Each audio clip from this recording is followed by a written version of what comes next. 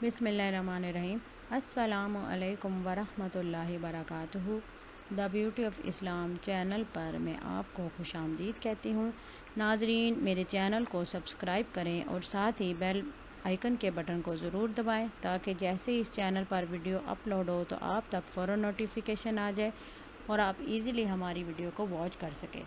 आज की इस वीडियो में मैं आपको नहायत आसान और मुजरब अमल बताऊंगी। नज़र बद से महफूज रहने के लिए एक छोटा सा अमल सिर्फ एक ही बार करें और हमेशा हमेशा के लिए नज़र बद से बचें, क्योंकि नज़र बद ऐसी बुरी शय है कि जो ऊँट को हंडिया में और इंसान को कब्र में उतार देती है। अल्लाह पाक हम सब को अपने हिफ्ज़ ईमान में रखे, आमीन सुम्मा आमीन।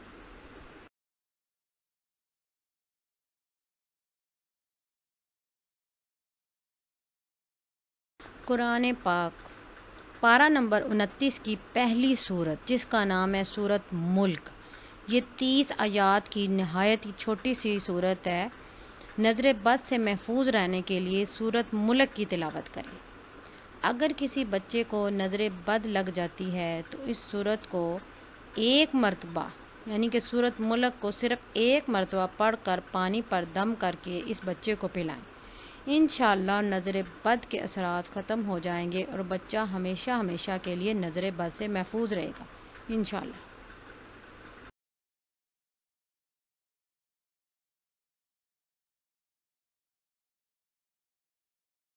आखिर में अल्लाह पाक से दुआ गो हूँ कि अल्लाह पाक सब के बच्चों को नज़र बद से हमेशा हमेशा के लिए महफूज रखे और अपने हिफ्ज़ ईमान में रखे, आमीन सुम्मा आमीन।